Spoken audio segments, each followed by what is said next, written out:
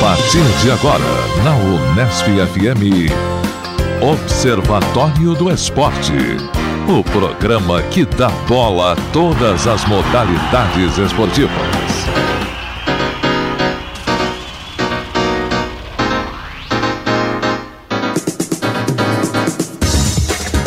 Olá, ouvinte da Unesp FM. Hoje é sábado, 8 de novembro de 2014. Começa agora o Observatório do Esporte. Eu sou Guilherme Dias e no Observatório você já sabe, informação e análise dos acontecimentos esportivos da semana. Na reportagem especial vamos conhecer um pouco sobre o blog Jogos Perdidos. O blog faz a cobertura de jogos esquecidos pela grande mídia. Como surgiu esse blog, quantas pessoas fazem parte deste projeto, vamos repercutir esse tema dentro de instantes. Aqui no Observatório, a informação vai além das quatro linhas. Hoje na mesa teremos as participações de Carlão Napolitano, Tuca Américo e Zeca Marques. Vamos então aos destaques de cada integrante, começando com Tuca Américo. Um abraço para você, Tuca. Abraços, amigos do Observatório, amigos aqui na mesa. Eu vou falar sobre a seleção feminina de futebol de salão e as mudanças, de novo, na regra do voleibol. Carlão Napolitano, seu destaque. Olá, amigos ouvintes. Olá, Guilherme, Tuca, Zeca. Vou falar aqui de um assunto que eu já falei há 2 ou 3 semanas atrás, que é o mercado da bola nos Estados Unidos, e também sobre os pagamentos de rendimentos para os atletas esportivos no mundo. E fechando a mesa, Zeca Marques, também com seus destaques, suas manchetes. Um abraço para você. Abraço aos ouvintes e amigos da mesa. Eu vou voltar a discutir a questão das decisões governamentais e o esporte no Brasil. No Observatório do Esporte, muita informação para você. Obrigado pela companhia em 105,7. Começamos então com Tuca Américo e seus destaques da semana. Vamos aprofundar os temas, Tuca. Vamos lá então. É uma notícia triste, né?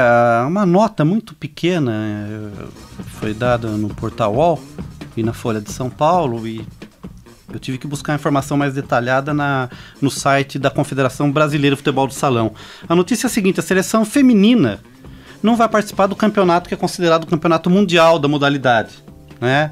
Que se chama 5º Torneio Internacional Feminino de Futebol de Salão, do qual o Brasil teria a chance nessa edição de ser o tetracampeonato. E a alegação é que a federação simplesmente não tem dinheiro para levar a equipe feminino de futebol de salão nesse evento que vai acontecer na Costa Rica. A história é o seguinte: num primeiro momento o evento seria realizado na Rússia, né? Em setembro a confederação foi notificada que o evento foi mudado para Costa Rica. Ficou mais próximo, né? Isso é interessante. Né? Mas aí eu acho que é o seguinte, pelo que dá a entender na nota que está no site da Confederação Brasileira de Futebol de Salão, é que dá a impressão, isso não está claro, que na Rússia as despesas seriam arcadas pelo Vladimir Putin. Ou por algum dono de petroleira. Alguma petroleira. Vladimir Putin, para quem não sabe, é o presidente da Rússia. Né? E com a mudança que ocorreu para Costa Rica, a confederação foi notificada que ela teria que arcar com as despesas de passagens internacionais e domésticas de toda a delegação, alimentação da delegação no local do evento, e teria que levar ainda um árbitro, né? Mas eu acho que para uma confederação de futebol de salão isso deveria estar no planejamento. Acho que não deveria ser uma coisa assim tão difícil de se providenciar. Mas eu não sei qual que é a categoria desse torneio, né? É muito estranho que as federações tenham que levar inclusive o árbitro da casa, obviamente para apitar outras partidas, né? Eu imagino que um torneio mundial de futebol de salão, aliás a FIFA agora também administra o futebol de salão, eu imagino que um torneio administrado pela FIFA não tivesse esse tipo de problema. A questão que talvez a gente tenha que investigar, Tuca Américo, se isso de fato é um torneio oficial, se é um mero torneio, um torneio que reúne equipes por convite, a impressão que dá um pouco por convite, isso, sim, né? Claro. E obviamente, bom, independentemente do que for, lamenta-se o grau de penúria de uma confederação que administra um esporte tão importante para o Brasil. Que é o esporte mais praticado no Brasil. Aí depende um pouco da estatística, né? Porque conforme a estatística a gente vai ouvir que o rugby é o segundo mais praticado, o MMA é o terceiro. A gente nunca sabe quem é o primeiro e quem é o segundo, né? Pra mim, o futebol... o futebol do salão é mais praticado, segundo vários dados. Simplesmente mas não profissionalmente. Não profissionalmente, né? É o esporte mais praticado, não profissionalmente. Mas aí o cara joga a bola na calçada, isso também é futebol de salão? Não, como mas eu acho que conta. Se você vê como prática esportiva e campeonatos também, os campeonatos de futebol de salão são bem comuns em várias cidades, né? Acho que o Tuca já falou isso aqui, né, Zeca? Já falei faz a questão até de jogar nas escolas. Jogar nas escolas. Pelo fato das escolas terem quadras, né? Então Sim. o futebol que se joga nas escolas são as quadras. Então talvez o número de praticantes seja maior mesmo. E até pela escassez hoje dos campos de futebol, mesmo os campos de várzea, os campinhos da nossa infância, que não são tão comuns, né? Então acaba sendo mais praticado, não oficialmente, mas como prática esportiva, não só atividade física, mas prática esportiva. A molecada joga hoje no salão com bola de campo, né? Então mas não foi você que trouxe uma estatística... Atividade esportiva. Você trouxe uma estatística aí há cerca de 1 ou 2 semanas. Semana passada, que a musculação, que as academias de ginástica eram agora a atividade mais praticada no Brasil. A segunda, ela subiu... Então veja como tem vários no segundo lugar, né? Mais praticado no Brasil. Mas aí o data Tuca muda cada semana. É um ibope às vésperas da eleição. Ele está sempre dentro da margem de erro. Ou fora da margem de erro. Fora da margem Independentemente aí da qualidade técnica desse torneio, né? É uma pena um país que está recebendo Copa do Mundo, que vai receber, aí vai ser sede de Jogos Olímpicos em 2016, não ter dinheiro para levar as meninas para Costa Rica. Que quer fazer com que o futebol de salão seja modalidade olímpica. Sim. Né? O que seria uma chance enorme de medalha para o Brasil se isso acontecesse. Né? Sim, e inclusive só para fechar que os próprios honorários relativos ao campeonato mundial feminino último que o Brasil ganhou, só foi pago porque o masculino deixou de receber alguns bichos que receberiam alguns confrontos e desafios com a Argentina. O honorário é coisa de advogado. Perguntar pro Carlos Napolitano. A convivência com o Carlão. Tá. Meu outro destaque, e aí sim, como diria nosso diretor Fábio Fleury, de característica mais midiática, né? É esse vai e volta das regras do vôlei em função dos interesses de transmissão de TV, dos direitos de transmissão de TV. Né? A Assembleia, a Federação Internacional, reunida semana passada na Itália, em Cagliari, resolveu mudar de novo a regra do toque na rede. Né? Não sei se vocês lembram, o toque estava de certa forma abolido, né? Só era considerado toque na fita, quando acontecia um toque na fita, ou um toque na parte inferior da rede, se influísse na jogada, no andamento da jogada. Agora não, voltou a como era antes. Qualquer toque na rede é uma infração. Tá? E a disputa foi apertada, né? Dos 210 delegados, 111 votaram a favor. Tá? E a desculpa, né, é que esse toque na rede vai agilizar o jogo. Tá? Porque eu acho que a questão real, na verdade, é que eram muitos desafios pedidos em função do toque na rede. O que eu ouvi do próprio presidente da Federação Internacional de Vôlei, que aliás é um brasileiro, que é o Ali Graça, é que os jogadores estavam fazendo uso da regra para ganhar um proveito de maneira não muito lícita. Para parar o jogo. Exatamente. Então, essa foi uma das razões pelas quais a regra voltou a ser o que era anteriormente. Porque na verdade eu acho que o maior número de desafios eram de toque na rede. Porque é o mais difícil de se ver mesmo, que acontece naturalmente e por vezes o juiz não vê. E limitaram também o número de pedidos de desafio agora, né? Não, desafios... De tempos técnicos. Não, de tempo técnico. Mas esse tempo técnico ele vai variar conforme a negociação da venda do direito de cada campeonato.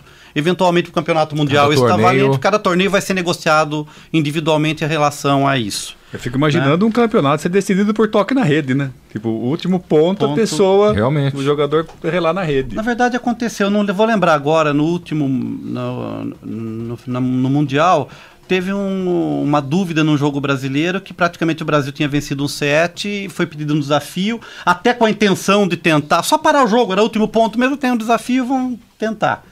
E foi um toque na rede e o Brasil acabou perdendo o set, né?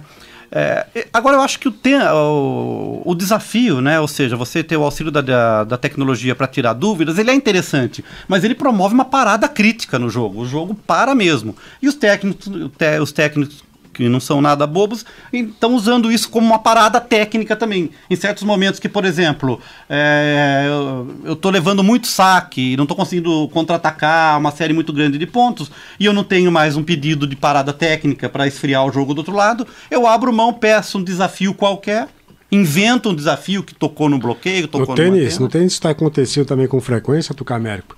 E às vezes jogadores pedem desafios de bolas absolutamente nítidas que bateram dentro ou fora da quadra. Eles estão pedindo o desafio no tênis justamente para ganhar tempo, para respirar um pouco mais, para irritar o adversário, esfriar o jogo. Irritar, inclusive, a arbitragem. No próprio futebol acontece isso algumas vezes, em jogo no período da tarde, os técnicos tentam aquela parada técnica, né?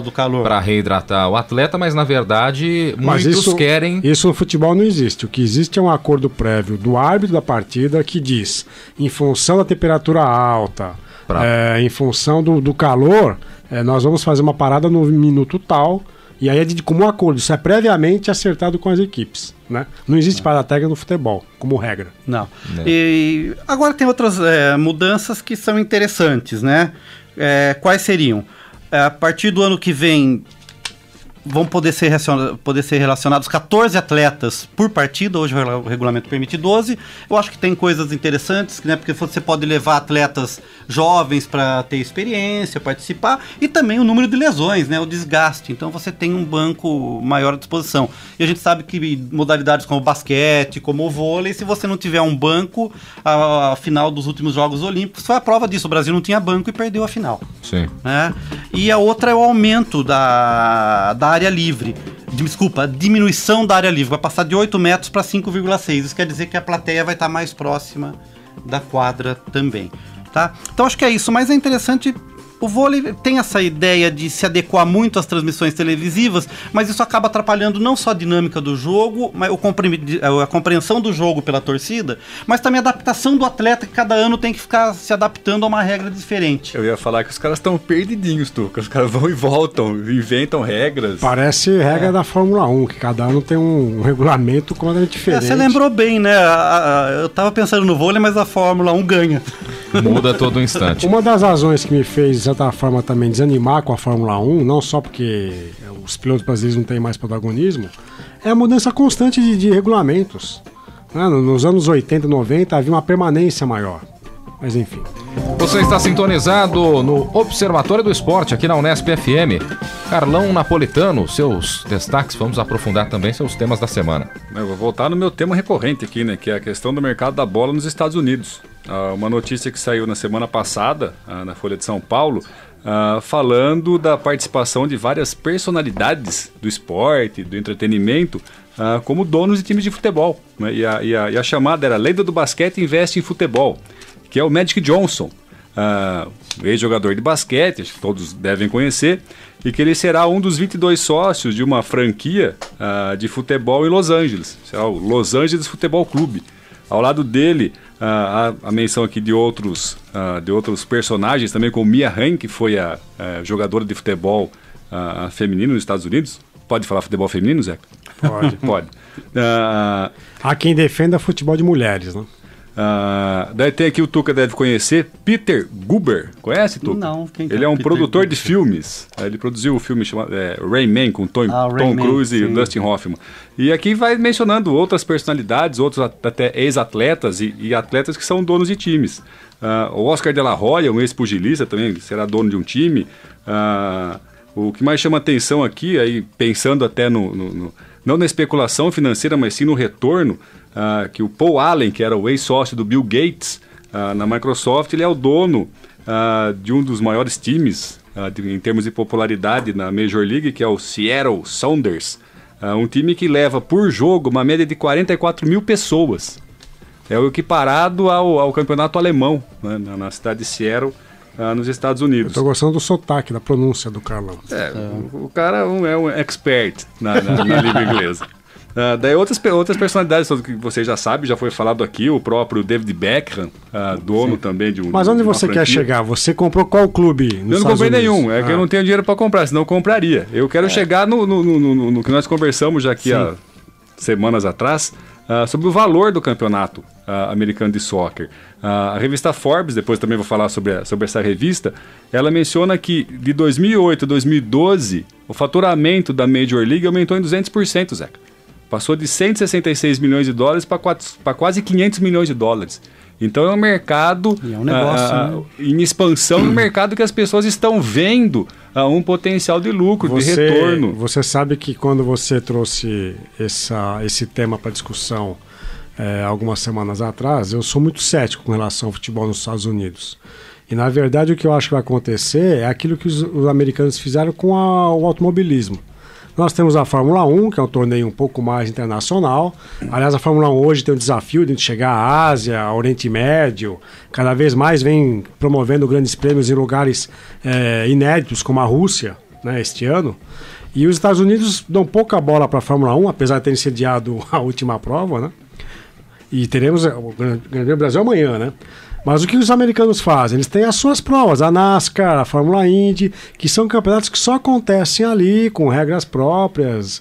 E eu acho que o futebol dos Estados Unidos... O que eles fazem com o basquete, né, Zeca? Mas o basquete, não, me desculpa, com o beisebol, que eles chamam os jogos finais de World Series. Então, mas a NBA, eu acho que ali é o suprassumo do basquete mundial. Você tem os melhores jogadores do basquete mundial atuando na NBA. No futebol dos Estados Unidos, você tem jogadores em fim de carreira, que têm mais de 35 anos, que vão lá levar o seu prestígio. Já visto o quê? O nosso exemplo brasileiro, que é o Kaká. Não há uma formação de jogadores para poder fomentar, inclusive, a seleção norte-americana. Há controvérsia. Os jogadores norte-americanos da seleção norte-americana quase sempre jogam na Europa. Então eu acho que esse modelo norte-americano é um modelo que pode ser de sucesso com relação ao negócio, a business.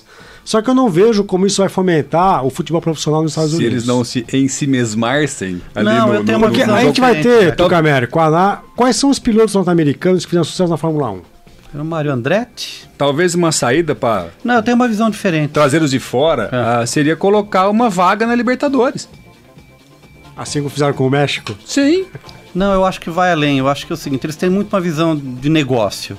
E a gente já apontou em alguns programas bem mais antigos aqui, que o crescimento do futebol nos Estados Unidos é fruto do aumento dos descendentes latinos.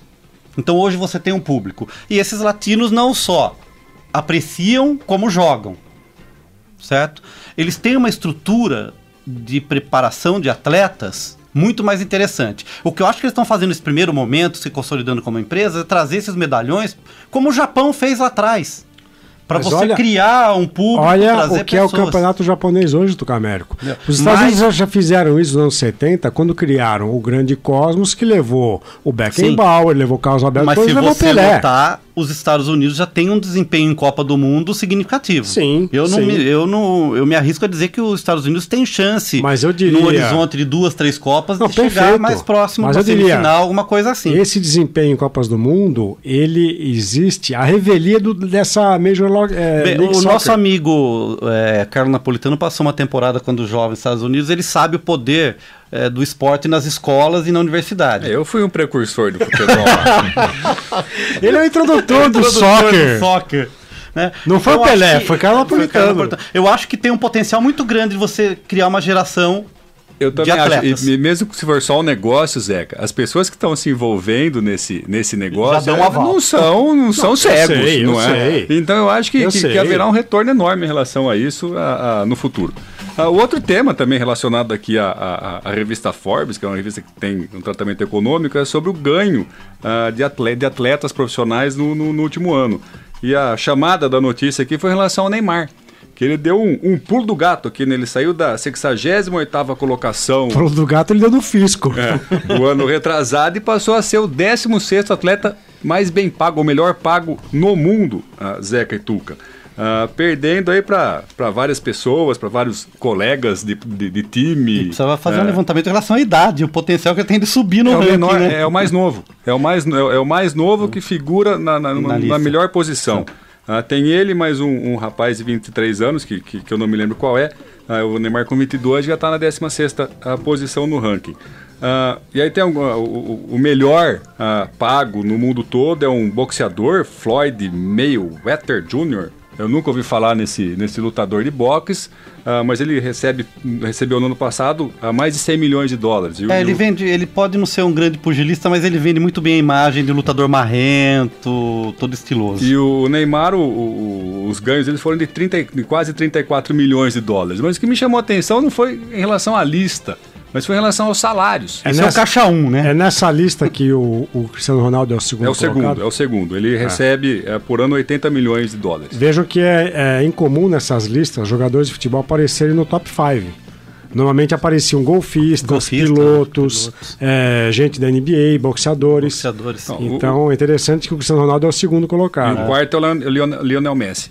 É o Cristiano Ronaldo, LeBron James, Lionel Messi, Kobe Bryant, Tiger Woods, Roger Federer, Phil Mickelson, que é também do golfe, Rafael Nadal e Matt Ryan, que é do futebol americano. Mas o que me chamou a atenção, Zeca, foi o seguinte, em relação aos salários.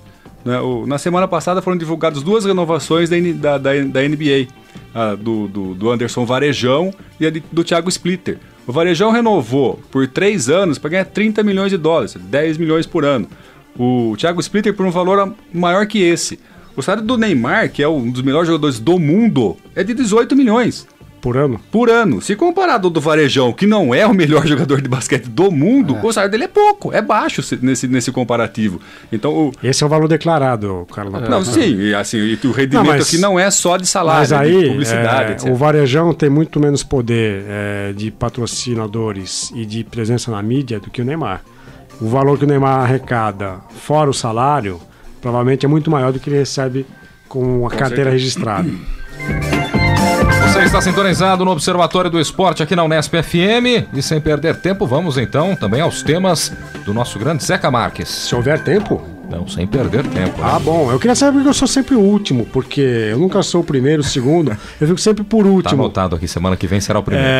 Na semana passada a gente falou que havia uma ouvinte, que é a nossa professora, colega Lucinéia Vilela. Temos um outro ouvinte do departamento, Carlos Napolitano. Professor Lee Wagner, professor de filosofia, disse que tem ouvido o programa, tem gostado muito e brincou, né, que na semana passada... Ele tem pensado muito sobre o nosso programa. Exatamente. Ele disse que, vocês brincaram com os filhos do Carlão, que torcem pro Palmeiras ainda. Eu não sei o que ele quis dizer com isso, se ele é palmeirense ou se ele é anti-palmeirense, mas fica o registro de que ele ouve e gosta. Outro grande ouvinte do programa é o nosso amigo Juarez Xavier, presidente, olha só, presidente do Corinthians. É o chefe do departamento de comunicação social. Ele não falou que gosta do programa, ele falou que havia uma informação equivocada na semana passada. Agradecemos ao professor Juarez Xavier, que foi o seguinte: quando nós falamos sobre o Partido Comunista no Brasil, o PCdoB, que é o atual detentor da pasta dos esportes no Ministério do Governo Federal, a gente fez uma brincadeira com o João Saldanha. O João Saldanha, na verdade, era do Partido Comunista Brasileiro, e acho que cabe para o nosso ouvinte o esclarecimento. No dia 25 de março de 1922, foi criado o Partido Comunista do Brasil, com esse nome, que era uma seção da Internacional Comunista, partido histórico, tradicional, tudo mais. No final dos anos 50, o grande líder do Partido Comunista do Brasil, que era o Luiz Carlos Prestes, propôs uma mudança do nome do partido, que passou a se chamar Partido Comunista Brasileiro, com a sigla PCB. E esse era o chamado Partidão, né, o partido de figuras históricas, Jorge Amado, Graciliano Ramos, o próprio Prestes, Pagu, etc. Uma dissidência do partido, descontente com a mudança do nome, em 1962, 18 de fevereiro de 62, criou então um novo partido, Partido Comunista do Brasil, com a sigla PCdoB, para se diferenciar de que teve a mudança proposta por Luiz Carlos Prestes, e a partir daí passamos a ter 2 partidos com nomes muito semelhantes. A nossa confusão foi essa. Na verdade, sabíamos que o João Saldanha pertenceu ao Partido Comunista Brasileiro, ao PCB, e não ao PCdoB. Uma nota. Quem deveria fazer esse comentário deveria ser meu amigo Dino Magnoni, notório membro do PCdoB. Do PCdoB ou do PCB? PCdoB. Então é sinal que Dino não anda ouvindo o nosso programa. Vou dar um puxão de orelha nele. De qualquer maneira, eu vou voltar ao tema da semana passada, né? Porque o PCdoB, a dissidência do Partidão, provavelmente vai ficar com a pasta dos esportes mais uma vez no novo governo Dilma. E aí eu quero resgatar a história da nossa democratização no Brasil, como que o esporte foi tratado pelos governos anteriores.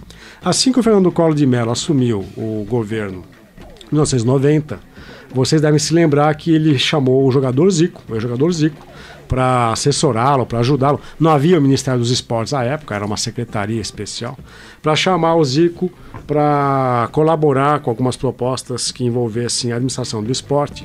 E foi a partir disso, e a partir de outros notáveis, que se originou a chamada Lei Zico. O Carlão vai gostar agora, vou falar de leis. Ele vem falar de economia, eu vou falar de leis. Você me puxa. A Lei Zico, vocês devem se lembrar, de certa forma facilitava a organização dos clubes brasileiros, não de ligas, pegando a experiência europeia de criar as ligas dos campeonatos nacionais, que eram administradas pelos clubes e não pelas federações europeias, né? Faz todo sentido o Zico propor isso e ganhar uma lei com seu nome, porque à época o Zico também era proprietário de um clube, o chamado CFZ, o Clube de Futebol do Zico, que estava sediado no Rio de Janeiro e chegou a disputar o campeonato profissional da primeira divisão no Rio de Janeiro. Não teve muito sucesso, o clube depois mudou-se para Brasília, nem sei quais são os destinos do CFZ. O Zico também saiu do Brasil, mas fica aqui o registro, né? A primeira experiência na nossa redemocratização foi essa chamada Lei Zico, que não teve e não tem grande lembrança. O Zico, aliás, é um problema, porque eu acho que ele não definiu o que ele é depois que ele parou de jogar futebol. Porque ora ele é dirigente de clube, ora ele é garoto de propaganda, ora ele é treinador de futebol. Eu acho que essa indefinição do que ele embaixador do Flamengo. Aí depende de quem está no poder do clube, né? Essa indefinição não fez bem a imagem dele. Até cogitaram que o Zico pudesse ser o técnico da seleção brasileira depois do fiasco no último Mundial com o Luiz Felipe Scolari. O Zico tem transitado por países um pouco marginais Foi para a Índia agora, né? Do status do futebol. Apesar de ter treinado o Japão no Mundial de 2006, inclusive jogou contra o Brasil em 2006, no Mundial da Alemanha. Mas o Zico tem esse problema, ele não definiu exatamente o que ele faz depois que ele virou jogador. No governo que se seguiu a Fernando Collor, tivemos ali 2 anos do Itamar Franco, depois do impeachment do Collor, logo depois veio o Fernando Henrique Cardoso. E no governo do Fernando Henrique Cardoso foi então chamado o nosso Edson Arantes do Nascimento, o Pelé, que deu origem à chamada Lei Pelé. É interessante ver que a Lei Pelé, diferentemente da Lei Zico, não priorizava os clubes e o associativismo dos clubes, mas priorizava justamente o quê? A ação empresarial, a ação de empresas de marketing esportivo, de empresários, etc. E é graças à Lei Pelé, que acabou com um grande mal do futebol brasileiro, que é a questão do passe. O jogador ficava preso a um clube contra a sua vontade, mas a Lei Pelé criou uma outra... houve um efeito nocivo, quando a gente lê bula de remédio, é aquele efeito colateral, né? Que foi o quê? Os clubes deixaram de ter o poder sobre os atletas, que passaram a ficar sob o poder dos empresários. Sim, foram fatiados entre empresários. Há jogadores que pertencem a 5 pessoas físicas, Carlos Napolitano. É o jogador pizza, né? O jogador pizza. Isso aconteceu, por exemplo, com o Paulo Henrique Ganso, na negociação dele com o São Paulo, quando ele era atleta do Santos, né? Então eu vejo que a Lei Pelé também, mal fadada a Lei Pelé, deveria receber uma grande revisão. A FIFA tem lutado com isso e baixou normas recentes que impede que o jogador pertença a empresários e não a clubes. E aí eu volto então ao ponto de partida. Eu acho que é mais do que na hora que o governo federal volte a discutir o esporte, assim como fizeram nos governos anteriores, com leis que para mim são leis equivocadas, mas acho que o governo federal deveria dar a devida atenção a questão do esporte, a questão das loterias no Brasil, a questão se vai haver ou não, o refinanciamento da dívida dos clubes. Os clubes devem milhares de reais, às vezes milhões, para o fisco, para o fundo de garantia, e tem patrocínios da Caixa Econômica Federal, meus caros. Tem uma proposta da lei da responsabilidade fiscal no esporte. O chamado Refis. Isso, mas isso, na verdade, é uma anistia que vai ser proposta para os clubes, para eles poderem saldar as suas dívidas. Então o clube fica 30 anos sonegando fundo de garantia, sonegando impostos, encargos trabalhistas, para daqui a 30 anos ele esperar que em algum dia, algum momento, o governo vai fazer a anistia. Então eu acho que o governo federal, até porque tivemos a experiência da Copa do Mundo este ano e teremos a experiência da Olimpíada daqui a 2 anos, é fundamental que o governo federal dê mais atenção à questão do esporte, à administração do esporte brasileiro. E eu tenho dúvidas se o Partido Comunista do Brasil, o PCdoB, do nosso querido Dino Maione, se ele é o partido mais adequado para encabeçar essa luta e essa empreitada. E para você sintonizado na Unesp FM em 105,7, ligado no Observatório do Esporte, vamos à matéria especial da semana. Observatório do Esporte. Confira a reportagem da semana. Um tema em debate.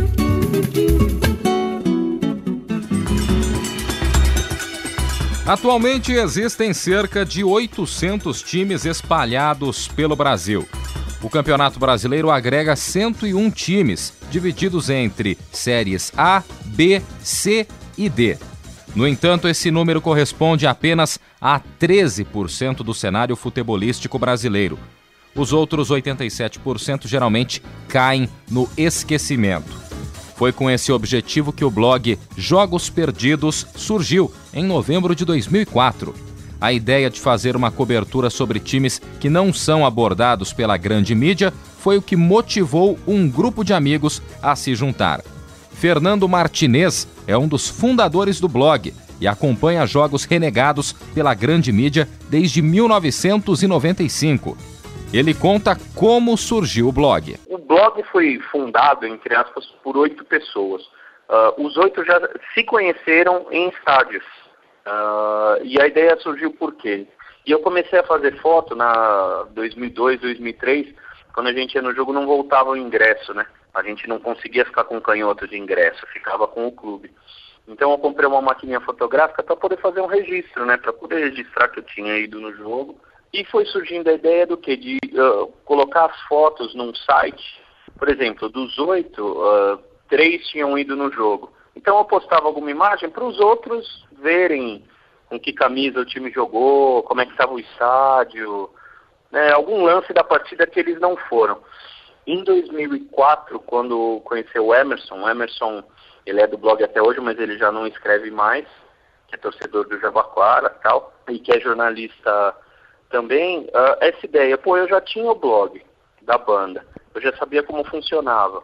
Tinha o lance das fotos que a gente hospedava. E conversando com ele, falou, por que a gente não coloca umas fotos do jogo, cria um blog e faz um textinho só, né, um parágrafo, mas era mais, a ideia era para consumo interno nosso, sabe, não era para divulgar, era para deixar um registro na internet. Atualmente, 5 pessoas fazem parte do blog. Fernando explica o que é considerado um jogo perdido. É um jogo fora do holofote da grande mídia, assim, sabe? Jogo de divisão de acesso, jogo de base, jogo feminino, jogo que a grande mídia não olha. E quando olha, é aquela coisa mais que eles levam pro lado do pitoresco, sabe? Pra tirar sarrinha, pra ficar brincando, e a gente nunca curtiu isso, cara. Então, por isso que a gente acabou criando, de certa forma, na época. Até hoje foi realizada a cobertura de quase 2.700 partidas, mostrando 613 equipes diferentes de todo o Brasil. A seleção dos jogos em que será realizada a cobertura é através das tabelas dos campeonatos, sendo um jogo por final de semana. No entanto, a questão financeira atrapalha um pouco, pois não existe auxílio de patrocinadores. A gente gasta do bolso mesmo. É porque a gente gosta, em primeiro lugar, né? Então aí a gente vai indo, a gente nem se importa, assim. A gente já teve parceria, mas isso há muito tempo atrás. Às vezes a gente acaba, tem um jogo mais longe que dependendo do final de semana não dá pra ir por causa da grana e tal, mas isso é normal, né? A maioria dos jogos em que o blog está presente é no estado de São Paulo, mas já rodaram o Brasil inteiro, como comenta Fernando. Olha, cara, a gente foca mais em São Paulo por causa da questão financeira, questão do trabalho de todo mundo, mas tendo a chance, a gente sempre sai daqui. Tanto que a gente já fez no Sudeste inteiro, já fez no Sul, jogo no Nordeste, a gente já foi no interior do Amazonas para fazer jogo. Então depende da disponibilidade de todo mundo, mas a gente não tem limite não é a gente só fica em São Paulo. Quando dá, a gente sai. A gente já viu jogo fora também, já fui na Argentina, um colega meu já foi no Chile. Então a gente vai, vai no que a gente iria no dia a dia. Aí acaba tudo virando matéria, né? Tudo virando post lá no blog. Em pouco tempo, a ideia foi conquistando seguidores. O blog fez tanto sucesso que acabou ganhando um quadro no programa de televisão Bola na Rede, da emissora Rede TV. Na época, o programa era exibido aos domingos, das 6 da tarde às 8 da noite e apresentado por Fernando Vanucci. Fernando Martinez conta como isso aconteceu. Cara, eles que entraram em contato com a gente, porque a gente, com 7 meses de blog, a gente teve uma matéria, o pessoal do Esporte Espetacular fez uma matéria com a gente, que foi num domingo, cara, muita gente assistiu. Teve matéria em jornal, matéria em rádio, teve matéria nossa na Placar, isso 2005, primeiro semestre de 2006. Aí em setembro de 2006 eles entraram em contato, o diretor que tinha lá, que hoje está na Bandeirantes inclusive, e falou, putz, eu quero trazer vocês para cá para fazer o que vocês fazem no site, no blog, eu reproduzi na televisão. E a gente levou um tempinho, porque o nosso medo que era para não virar uma caricatura, entendeu? Não entrar nesse lance das matérias pitorescas, que só tiram sarro, que leva pro lado engraçadinho da coisa, sabe? Não, mostrar a dificuldade, mostrar o cara que faz o gol e que tem que ir embora de ônibus, a dificuldade do torcedor para assistir, a dificuldade do dirigente. Então a gente conseguiu conversar bem com eles. E a gente ficou um ano no ar, a gente gravava um jogo por semana e era uma matéria de 10, 12 minutos. A emissora disponibilizava o equipamento e o transporte, mas o trabalho não era remunerado. A presença na televisão proporcionou maior visibilidade ao blog, que começou a influenciar torcedores. Catanduva, Monte Azul, em Extrema, a gente tinha um time em Extrema, que é sul de Minas, que a gente fez, que o pessoal mandava e-mail, estou acompanhando o time agora por causa de vocês.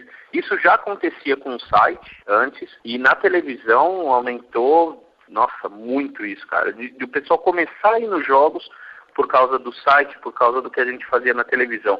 Pô, isso é sensacional, né, cara? Muitos torcedores convidam o blog para assistir aos jogos da cidade.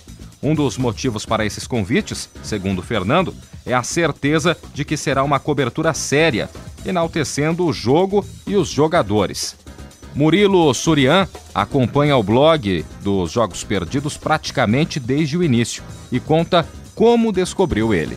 Eu conheci o blog através de alguns fóruns na internet, o pessoal postava a foto do jogo que o pessoal ia e a partir daí que eu conheci o blog e todo o seu conteúdo. Murilo se identifica com os Jogos Perdidos e conta o que já fez para ver seu time de coração, o 15 de Jaú, jogar. No ano de 2010 teve uma viagem que ficou marcada porque nós fomos em 7 numa Kombi, ano 64, se eu não me engano, a Kombi tinha até nome, chamava Judite, o proprietário dela falou que era boa, que ela podia ir seguir a viagem, só que aí ela nunca tinha pegado estrada, deu muito problema ao longo do caminho, não marcava o combustível, o óleo vazava e ela precisou parar 2 ou 3 vezes até chegar em Taubaté, inclusive ela nem chegou num posto próximo ali de Caçapava, a gente deixou com um mecânico e o proprietário da Kombi alugou 2 táxis para levar a gente para ir para assistir a partida. E aí o 15 ainda perdeu e só depois de esperar muito tempo o mecânico devolver a Kombi que a gente conseguiu voltar para show. E na volta ela também deu problema, vazou o óleo, então foi uma viagem que fica só as histórias, mas foi triste, né? Gastamos dinheiro, 15 perdeu, a Kombi deu trabalho e um mecânico ainda enganou a gente. Muito bem, antes da gente colocar aqui para debate, né, até para conhecer um pouco mais a respeito deste assunto, agradecendo a quem colaborou com o conteúdo desta semana, o torcedor Murilo Surian e também ao pessoal do blog Jogos Perdidos, em especial ao Fernando Martinez. E para começar o nosso bate-papo a respeito da matéria, o Thiago Pavini já está por aqui, já está na mesa também. Thiago, como foi essa cobertura, esse contato com o pessoal do blog Jogos Perdidos? E a gente que entende bem, né, do que se trata Jogos Perdidos, para quem torce para o Noroeste, 15 de Jaú e outros tantos clubes do interior do estado de São Paulo, clubes tradicionais que infelizmente perderam apelo nos últimos anos, né? Primeiramente, um grande abraço, amigos da mesa, amigos ouvintes, e começar parabenizando o pessoal do blog Jogos Perdidos. Eles completaram 10 anos de existência no último sábado, dia 1º. E nesses 10 anos de existência, o Fernando Martinez me disse que eles fizeram a cobertura de 7 finais da 4ª Divisão Paulista. 4ª Divisão Paulista que, infelizmente, 15 de Jaú e Noroeste estarão ano que vem. E eu diria que a 4ª Divisão Paulista do ano que vem vai ser uma das mais disputadas da história, diria até que vai equiparar a 1ª Divisão Paulista, porque vamos ter grandes times como 15, Noroeste, União São João, Português Santista. Vai ter muita pauta pro pessoal do blog, né? Exatamente. Vai ter... Eles vão narrar um Noroeste 15 na final? A gente espera que esse jogo a gente possa ver na 1ª divisão. Porque depois disso não cai mais, né?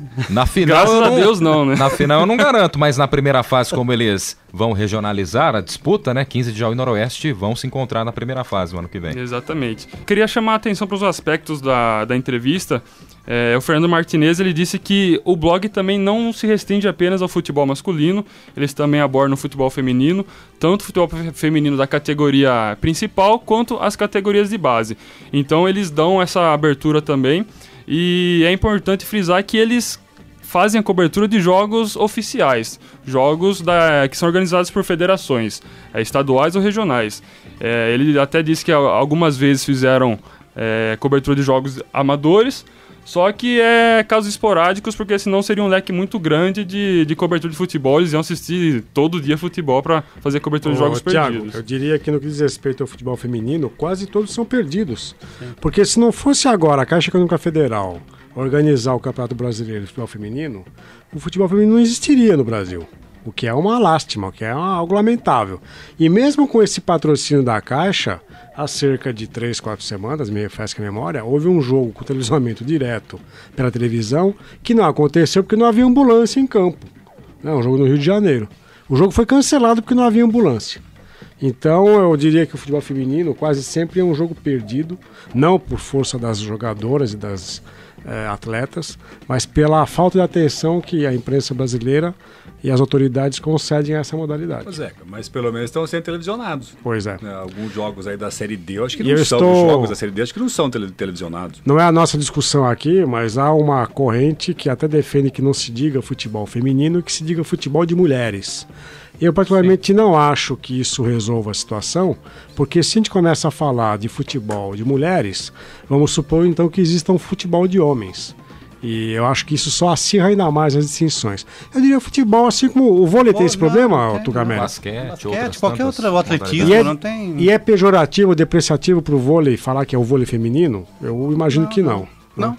E o vôlei é um dos poucos esportes que tem alguns desafios que são de duplas mistas, né? Exatamente. E nesse ponto que é importante ter blogs como Jogos Perdidos para fazer essa abordagem, né? Antes deles terem o blog, eu queria também fazer um depoimento aqui. A minha última partida como árbitro profissional da Federação Paulista de Futebol foi em 1999, em Itaquaquecetuba, que é uma cidade da Grande São Paulo, ali entre Poá, né? E o jogo que eu apitei foi Itaquaquecetuba e Elosport, que era uma equipe que estava sediada à época em Capão Bonito, na região sudoeste do estado de São Paulo. E esse jogo reunia o último colocado da Série B1, que é a atual 4ª divisão, que vocês conhecem bem, vocês já até testaram isso. Então era o último colocado contra o penúltimo. E me deram como prêmio ser o árbitro dessa partida. Minha última partida oficial. Eu apitei o último versus penúltimo da última divisão do Campeonato Brasileiro. O seu último jogo. Isso foi matéria da revista Placar, em que eles faziam uma comparação terra de gigantes, que era o jogo Palmeiras e Corinthians no Morumbi, pelo Brasileiro, contra esse jogo da 4ª divisão. E nesse jogo havia lá, acho que uma dúzia de pagantes. Alguns deles que aparecem na matéria da Placar são justamente os integrantes aí do grupo que foram ver aquele jogo que de fato era um jogo perdido na Grande São Paulo. Então temos um integrante na mesa que já apitou um jogo perdido. Zeca e Carlão, né? Vocês, aqui nós temos 2 exemplos, o Guilherme e o Thiago, que estão acostumados com os jogos perdidos, né? O Guilherme com o Noroeste, o Thiago com o 15 de Jaú. E a sua Lusa, tem a lembrança de algum jogo perdido? E você, Carlão, do nosso Palmeiras? Daqui a um ano eu vou poder relatar melhor, né? Porque a Série C, imagino que alguns encontros serão estádios extremamente perdidos, aos quais a portuguesa não está habituada de frequentar. Então esperemos daqui a um ano que eu volto. Mas eu diria o seguinte, foi bom a portuguesa cair para a Série C, porque a portuguesa vai ser campeã da Série C, e vai ser o único clube que vai ter o título da Série C e da Série B, coisa que o Fluminense não tem.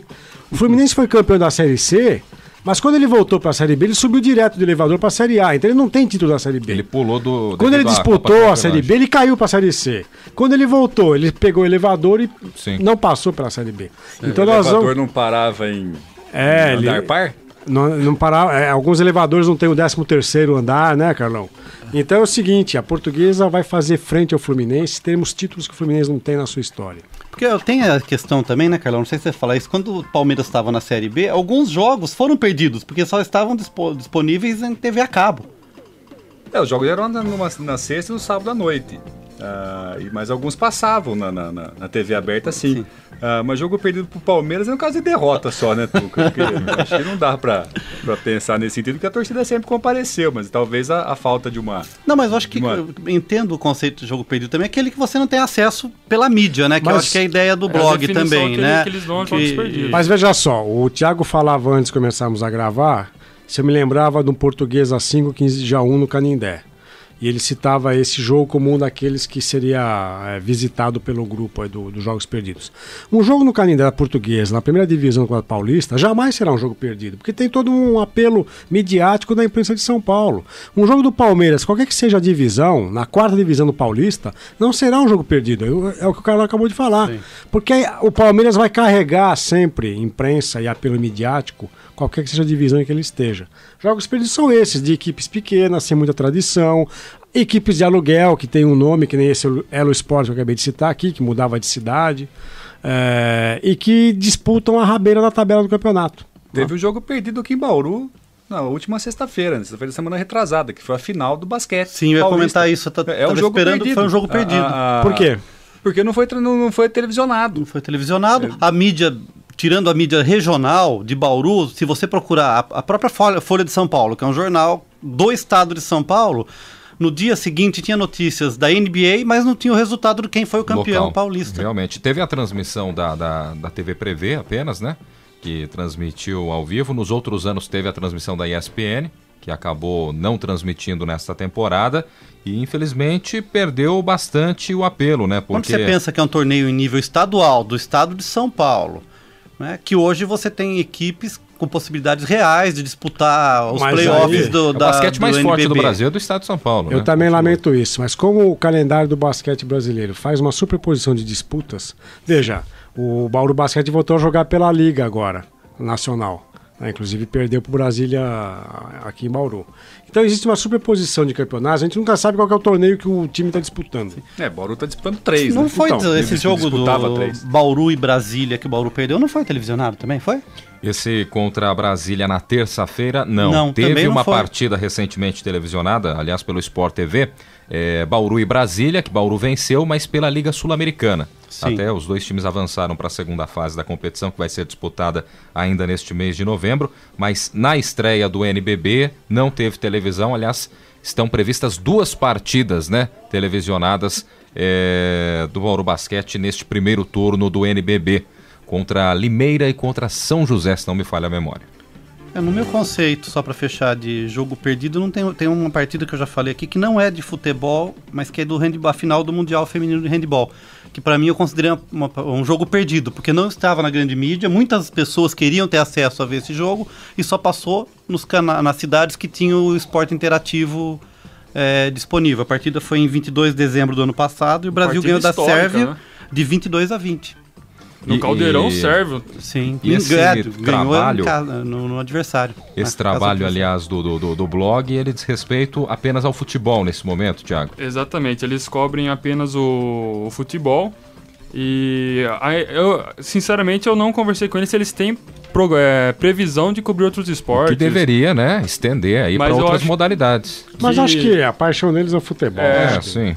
Até porque, se a gente for pensar nisso, os jogos de vôlei do Campeonato Paulista também são jogos, se não tiver apelo midiático, vão ter pouco público. Se não houver uma empresa patrocinadora que dá os ingressos para os seus funcionários vestirem a camisa, aparecer na televisão, são jogos de pouco público. E as dificuldades enfrentadas são muitas também, né? Eles não, como o Fernando Martinez disse na entrevista, eles não possuem patrocínio, não possuem ninguém que banca, então eles tiram do próprio dinheiro, do próprio bolso mesmo.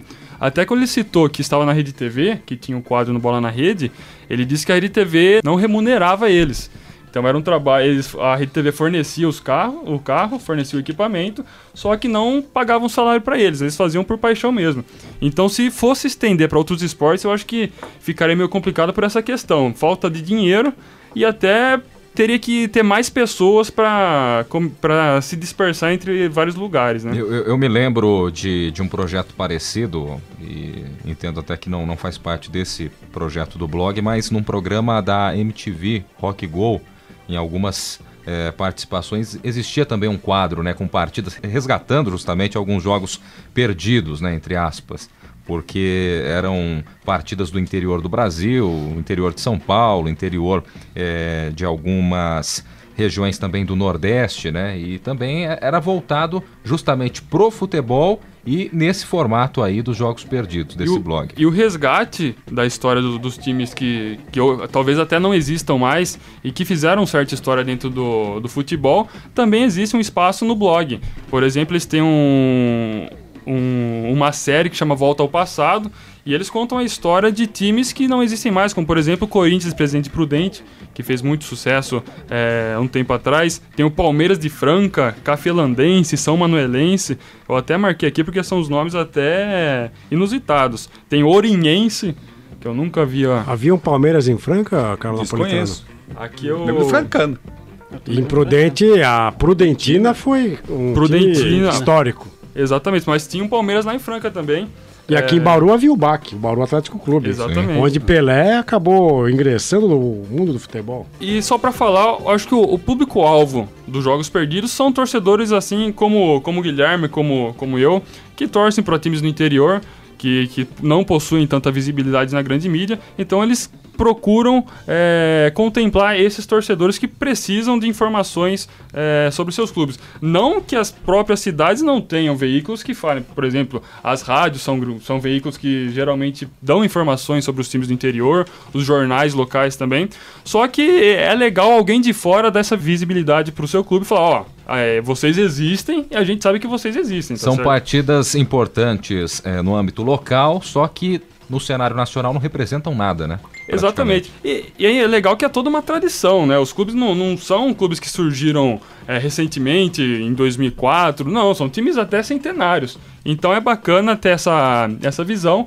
E gostaria de chamar mais uma sonora do amigo Fernando Martinez, falando exatamente sobre a relação do 15 de Jaú e do Noroeste estarem na 4ª divisão paulista do ano que vem, e lamentando esse fato, porque é um duelo que deveria acontecer na 1ª divisão e não na última divisão do Paulista. Você falou, né? Quase segunda, que para a Federação Paulista é 2ª divisão. É segunda, né? Mas na prática é a 4ª. Porque tem a 1, a 2, a 3 e aí a 2ª divisão que engloba, que seria a 4ª divisão.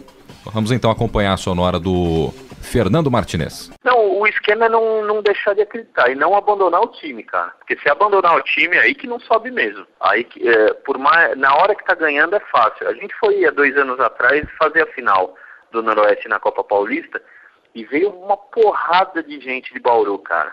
Tanto que eles foram campeões, né, aqui em cima do Audax, foram pra Copa do Brasil, legal. Agora é a hora da torcida do Noroeste, assim como a torcida do 15 já tá fazendo, né? É que não rola, o time ainda não conseguiu engrenar, não passa nem de fase, né, cara? É um absurdo. Mas não abandonar o time, cara. Já é difícil com torcida. Se deixar de se largar a mão, a gente tá aqui embaixo, que desânimo, aí que não volta nunca mais. Pô, pra mim, Noroeste 15 é time, cara, não é nem pra jogar Série A2, cara. São times de Série A1 e ponto. Não tem discussão, cara. É um crime eles jogarem ano que vem numa segunda ano. E provavelmente vão cair no mesmo grupo, né? Então, você imagina, o Noroeste 15 de Jaú, cara. Quantas vezes aconteceu na 1ª divisão? Você vai jogar na 4ª divisão? É muito deprimente, né, cara? Aí, portanto, a fala do Fernando Martinez, acho que ele usou a colocação aí, né, perfeita, né, deprimente, né? Times Exatamente. como 15 de Jaú, Noroeste, União São João, tem mais tradição na última divisão do que Red Bull da vida, Água Santa agora surgindo no cenário paulista, né, e outros, o Audax também, Grêmio Osasco e outras tantas equipes. Para a gente finalizar, vamos lá pro blog, o endereço, né? Porque muitos ouvintes aí do nosso programa, do Observatório do Esporte, ficaram curiosos para saber qual o endereço do blog. Exatamente, o endereço do blog é jogosperdidos2.blogspot.com.br. Então, se você quiser ter esse conhecimento sobre o time do interior, acesse o blog, que é bem legal. E só para finalizar minha fala, frisar mesmo o que o Fernando Martinez disse, que é nos momentos mais difíceis que a torcida tem que mostrar apoio pro time, né? Então o 15 de Jaú, o Noroeste nessa situação, então o torcedor não pode abandonar o time, tem que dar força para ele, se mobilizar, ajudar e fazer um apelo também para que o ano que vem os torcedores não sejam torcedores de sofá, né? Vocês saiam de casa, levem o pai, a mãe, o filho, a prima, o tio, o avô, vá até o estádio prestigiar o time da cidade, porque eles estão precisando muito disso. Você é candidato à presidência do 15 de Jaú, do Noroeste? Eu não me misturo com política. É um forte concorrente, viu? Para daqui uns anos se lançar uma chapa, né? E talvez até única, porque do jeito que tá a coisa no futebol do interior. Falando nisso, mandar um abraço pro Murilo Surian, que deu o depoimento dele sobre a epopeia da torcida 15 anos. Ele é um torcedor fanático também, então fica aqui registrado abraço pro grande Murilo. Tá certo. E você, ouvinte do programa que acessa as redes sociais, curta a nossa página no Facebook. O endereço é o www.facebook.com/Observatório do Esporte. Acesse também o blog do nosso programa. O endereço é o www.observatoriodоesporteunesp.blogspot.com.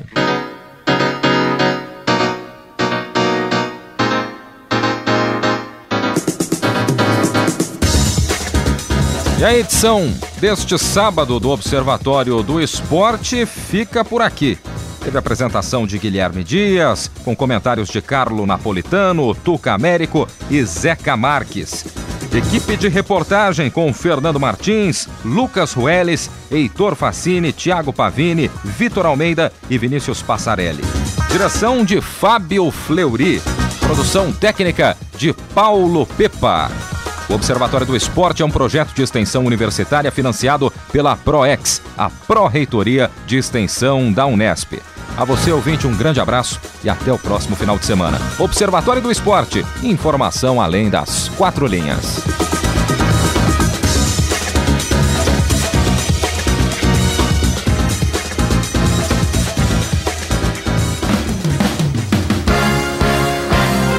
A Unesp FM apresentou Observatório do Esporte, o programa que dá bola a todas as modalidades esportivas.